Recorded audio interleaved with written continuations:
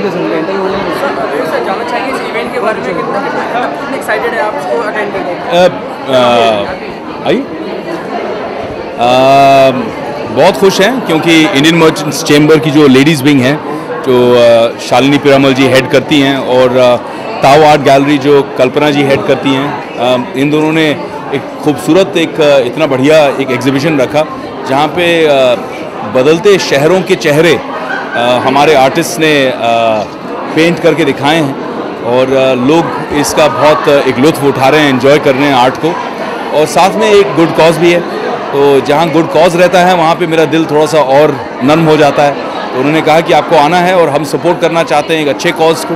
तो हमारा जो फाउंडेशन है वन फाउंडेशन, जिसमें प्रियंका और मैं, मेरी पूरा परिवार काफ़ी काम कर रहा है, तो जहाँ पे हम बच्चियों को, छोटी बच्चियों को एजुकेट करते हैं फ्री में, उस कॉज में ये दोनों ऑर्गेनाइजेशंस जुड़े हैं और आज इन्होंने हमारा हाथ बटाया उसमें। सर आप सर्व करते हैं, लोगों को भी हेल्प करते हैं और जगह जगह जहाँ भी होते हैं, जैसे कि आपने बताया आप जाते ही रहते हैं, तो आपका सोर्स ऑफ इंस्पिरेशन क्या है? मतलब क्या दिल में चलता है? यार मुझे बड़ी खुशी होती है जब मैं उनका चेहरा देखता हूँ, उनके चेहरे पे मुस्कुराहट देखता हूँ, उनकी खुशी देखता हूँ, तो मुझे जो बच्चों के चेहरे पे मुस्कुराहट देखकर जो उनकी ज़िंदगियाँ बदलती हैं, जो ट्रांसफॉर्मेशन होता है काफ़ी, जैसे अभी एक छोटी सी गुड़िया है, उसे लिटरली जैसे हम 1970s 80s की फिल्मों में देखा करते थे, उसे लिटरली वहाँ पे मथुरा वृंदावन के एरिया में कूड़े के डब्बे में किसी ने छोड़ दिया था।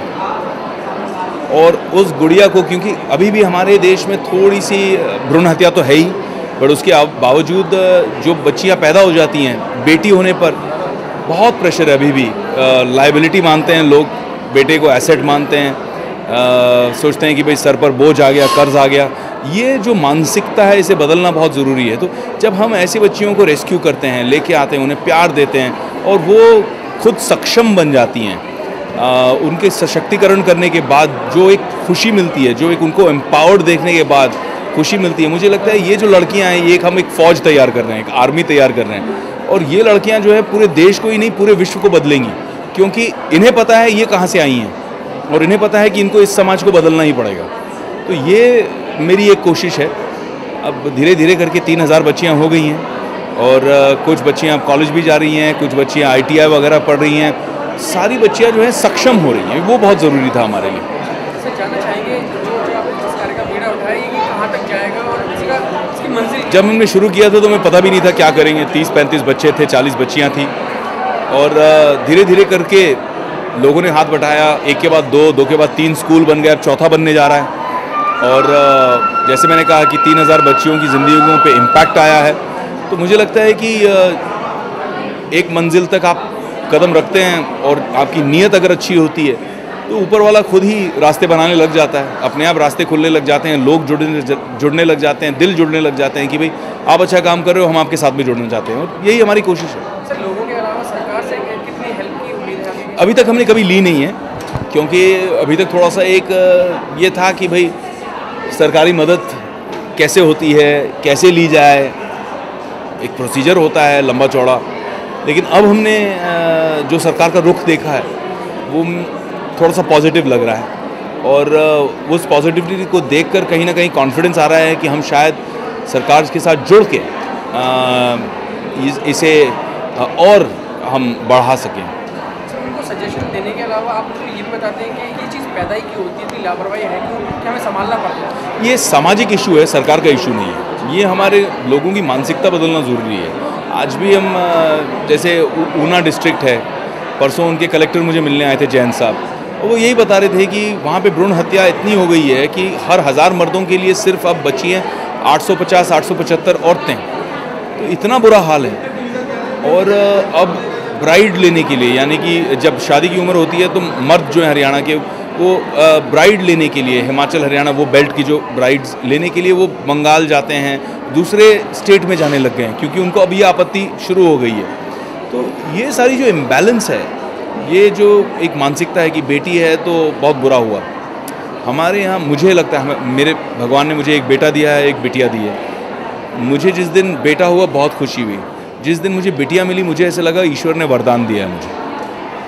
मैंने इतनी प्रार्थना की बेटे के बाद कि मुझे बेटी चाहिए, बेटी चाहिए, बेटी चाहिए। ये मानसिकता बदलना बहुत ज़रूरी है हमारे देश में। कितना डिस्कस करते हैं वो, कुछ आप सजेशन देती हैं, क्या कहते हैं? एक्चुअली जो चीज़ें हम दोनों बिलीव करते हैं उसको डिस्कशन करने की ज़रूरत ही नहीं पड़ती, क्योंकि एक्चुअली बिना डिस्कस किए हुए एक ही सोच के हैं और एक ही जो हमारी गोल है सेम है, तो बस। आप क्या चाहेंगे आगे कि क्या क्या करें इस चीज़ को आगे बढ़ाओ? एक्चुअली ये आइडियाज़ बनाते हैं और एग्जीक्यूशन मैं करना चाहती हूँ, तो इनको अपने काम में थोड़ा ध्यान देने में वक्त तो लगता है फिल्मों में, तो वो आइडिएशन करते हैं और हम लोग जो फाउंडेशन में काम करते हैं वो एग्जीक्यूट करते हैं, जो एक्चुअली ग्राउंड वर्क होता है। कितना चाहेंगे कि मीडिया में इस ऑर्गेनाइजेशन से जुड़े और वो भी आगे बढ़े?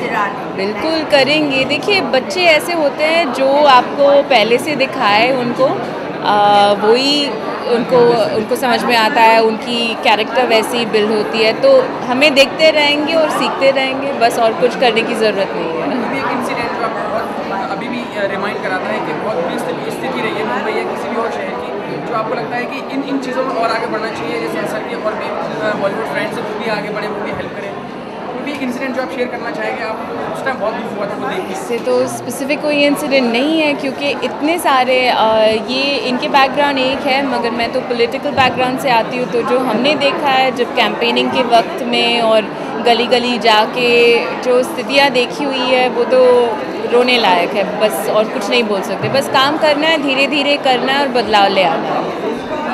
थैंक यू बाबा, जाना पड़ेगा मुझे। Thank you.